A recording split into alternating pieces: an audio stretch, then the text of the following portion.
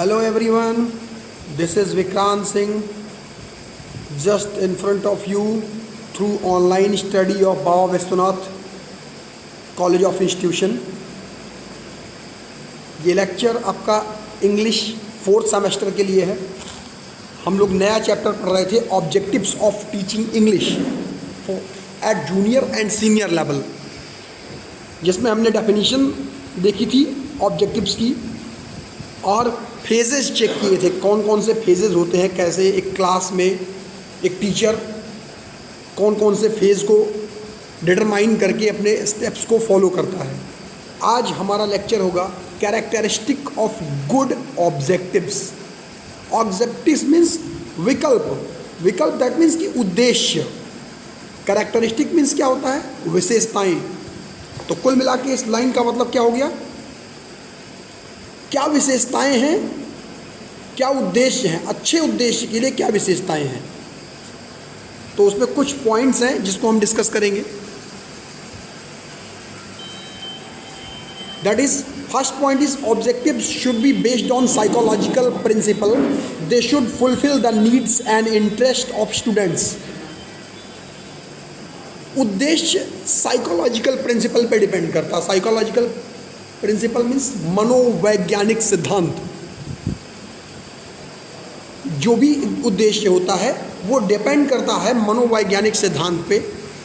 And इनको ज़रूरत होती है स्टूडेंट्स की नीड्स को फुलफिल करने की। मतलब स्टूडेंट्स की जो भी नीड्स, जो भी आवश्यकताएं होंगी उनको फुलफिल करने की।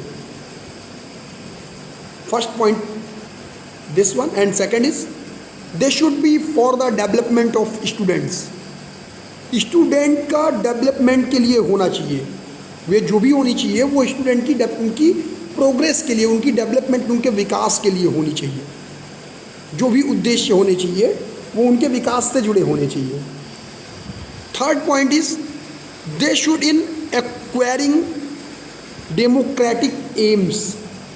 दे should be helpful in acquiring democratic AIIMS. Acquiring democratic AIIMS means जो कि हमें प्राप्त है, जो हमें मिले हुए हैं, मतलब लोकतांत्रिक लक्ष्य जो हमको प्राप्त हैं, उसमें ये हमारे सहायक होने चाहिए या मददगार होने चाहिए।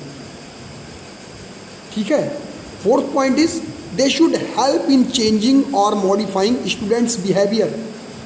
इनकी मदद से क्या होना चाहिए? स्टूडेंट का जो बिहेवियर होता है, उसका बर्ताव जो होता है, जो उसके व्यवहार को जो है स्टूडेंट को चेंज करता है, मॉडिफाई करता है, ऐसा होना चाहिए, क्योंकि ऐसी हेल्प उसके साथ होनी चाहिए।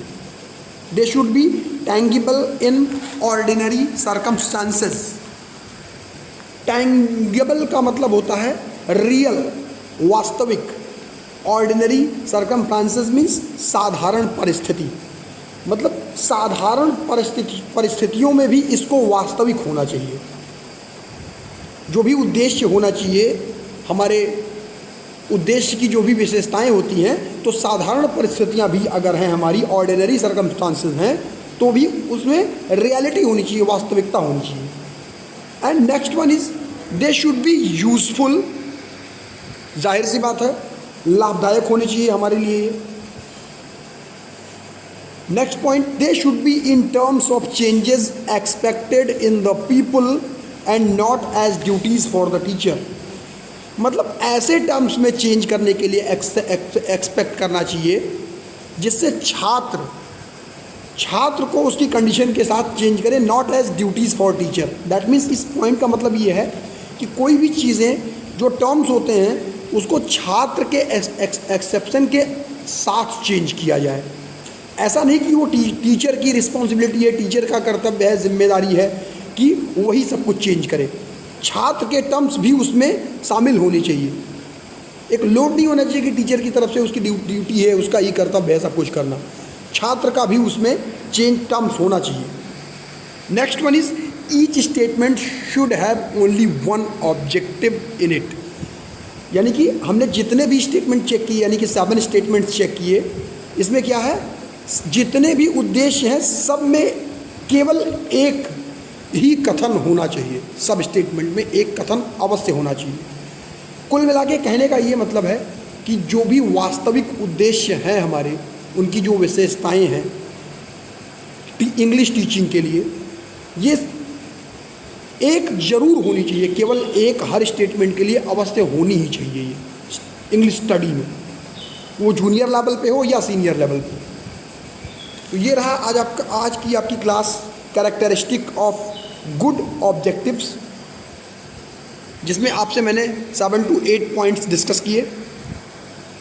उद्देश्य की विशेषताएं इंग्लिश टीचिंग के लिए जूनियर और सीनियर लेवल पे। Thank you for today, see you tomorrow, bye bye, take care.